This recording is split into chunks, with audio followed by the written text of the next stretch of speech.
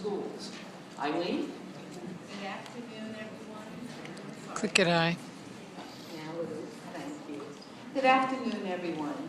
As Anne-Marie has already said, I'm Eileen Venezia, and I have been a member of the Teton Committee, along with being an active teacher for the last 10 years. As we approach the end of today's conference, what can I say when we talk about the word inspiration? Both panels outstandingly not only provided for us knowledge, information, but a high quota of inspiration. And I thought it most appropriate to have several of our audience members up here to share their inspiration, only because about 8 years ago, I was sitting where you were sitting. And the topic at that time was access to clean water, which is dear to my heart. And there was a gentleman present on the panel who not only spoke about what is going on across the globe, but he had a team of members that developed an individual purifying filter that young children in sub-Saharan Africa, children in Afghanistan during the earthquake were able to wear upon their neck, and any water they came upon, they sipped it through a straw, and it became immediately filtered. Well, this just made me crazy. I went back to my class, and when I shared this with my class of children was so inspired that they emailed this gentleman, they bombarded him with requests that he called my school building, and he worked with them. And to make a very long story short, not only did that group of children win the Best Practices Award for that year, but they also went on to submit their project to PBS Channel 13, and we were one of 10 schools on the East Coast that were presented awards for their conference that year. So sitting in an audience with the quality of people that sit up on this panel is truly more than inspiring. And on a last note, before I let some of our audience members share their inspiration, I want to say one little thing. I read an article by a gentleman by the name of James Hagan, and he is an environmental biologist. He has coined the term the 80-20 factor when it comes to global and environmental crises and how people face them. He said 80% of the population will sit back, ignore it, and freeze. 10% will urgently want to do something but don't know how. And then there's that other 10% that equals the 20, and they will be our leaders. In this room today, we have the 20.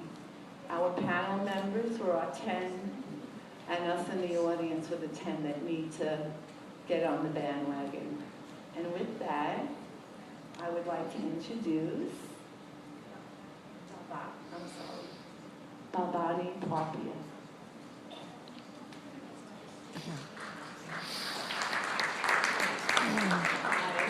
I'm so excited. I'm going to try not to squeal because I've never been asked to come up and talk about anything. I'm from India originally. I'm an educator in Texas. Last summer, I took a group of teachers, 17 educators, to India on a Fulbright to study the Millennium Development Goals. And part of it was, a big portion, actually, one of my colleagues is right there. One portion of it was on education. We went to some of the most needy areas, urban slum schools, rural schools, and so on. And so one thing led to another, and everywhere I went, I asked people, so if there's something that we can do to help you, what would that be?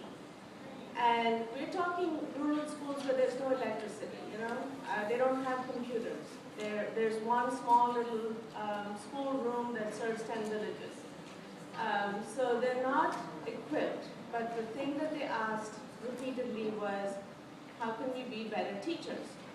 Having taught here in the US, having gone to school in India, it amazes me that our schools here have the most, have all the equipment they need, all the tools they need to be superb teachers.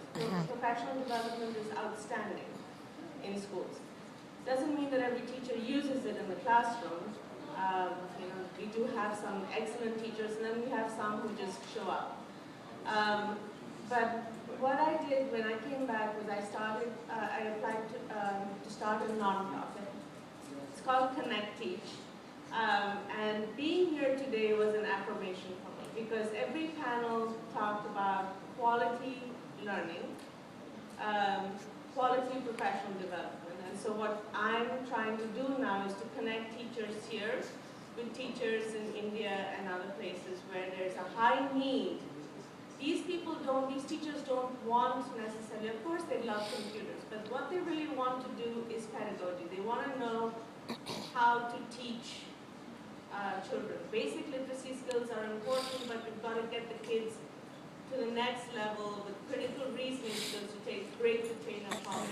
And so I was ecstatic when Connie invited me, Connie Ransing, to come here because I think that's one way to teach peace, it's one way to reach it, and one way to just share. Knowledge is free. I don't think we should hoard it. I think we need to pay it forward, and that's what I'm trying to do.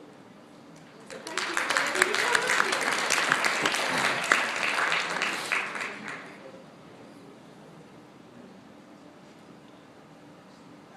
Okay, I'd like to start by that. I'm here in a program called Fulbright Language Teaching Assistant, which is really smart idea for making mutual understanding between the people of the U.S. and all over the world, especially the Middle East, the part of the world that I came from.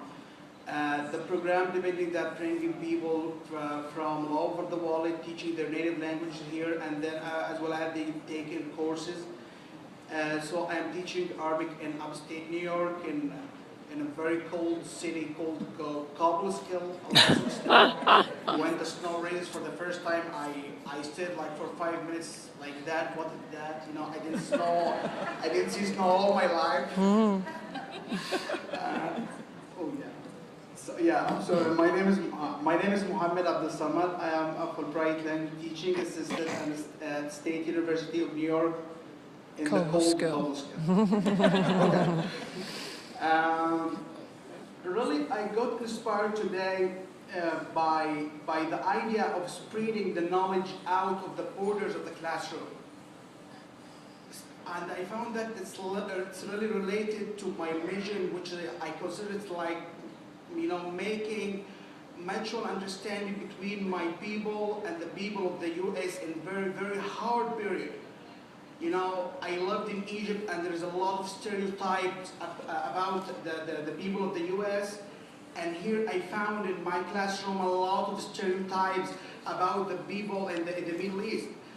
The last week I showed them a video in which I'm teaching a book called Alif Ba. It's like the first 2 alphabets, and the videos like people like introducing themselves.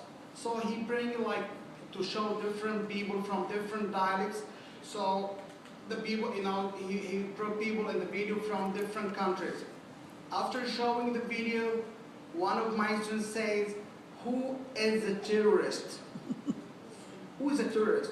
So I found the idea of spreading the knowledge outside the border of the classrooms is very important, and it's very related to the idea of mutual understanding that we really need nowadays. So the next Tuesday, I will arise questions to my students like how can that be useful to our community? Also, I'm gonna to say to them, please share that with your dad and with your family. Please share that. And I'm going to, try to learn how to create the mutual understanding with more people, more than the 10 people who are sitting in my small classroom. And that's it. Thank you.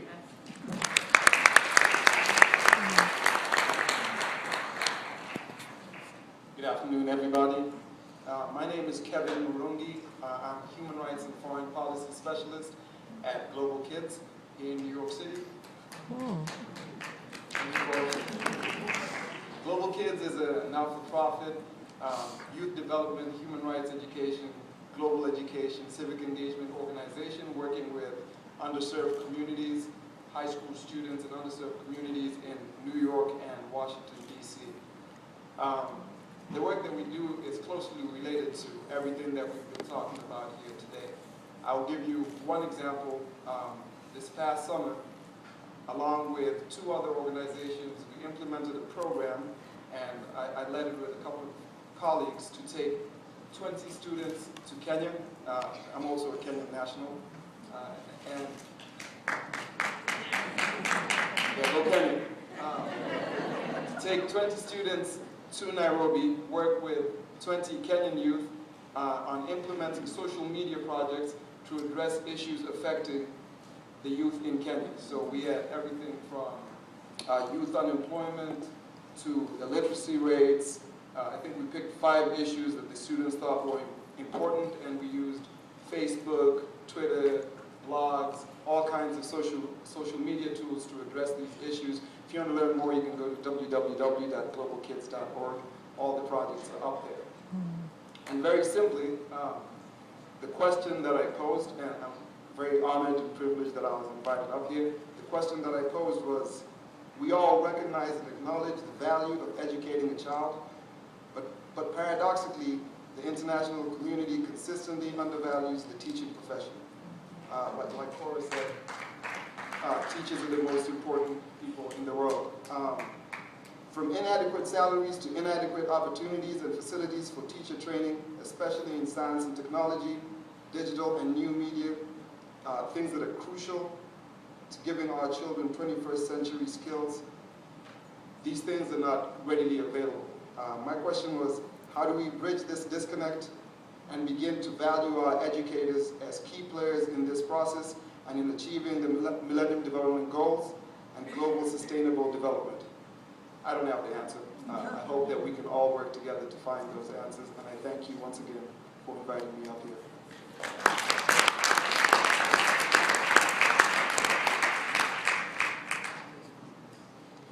My name is Pat Bartoszewski, and I am a retired school librarian, or I'm also the mother of a wild child who ended up getting a doctorate in education and becoming a teacher educator. So some of my connections that I made during the panels are influenced by that. And I thought about 3 sorts of solutions or aspects of solutions to the many problems that were discussed. And one is that we don't just throw away the less than highly qualified teachers. We re-educate and we re-inspire and we rework our motivation so that those people are valued and can become better teachers. And the corollary to that is that education doesn't finish. It stays, it's a lifelong process, and we're doing it today. And we're certainly not children, certainly not K-12. And finally, it wasn't mentioned, but we all know that education needs to be as smart and appealing and compulsive as Madison Avenue makes their work. If the Super Bowl ads were translated into lesson plans, we wouldn't have any kids that were falling asleep or texting during class. But like the other panelists, I've had amazing experiences with students when they own their own projects. I'd just like to tell you one thing. We sold candy and painted curb numbers of houses, etc., to send to UNICEF. Kids will just go all out when they're motivated.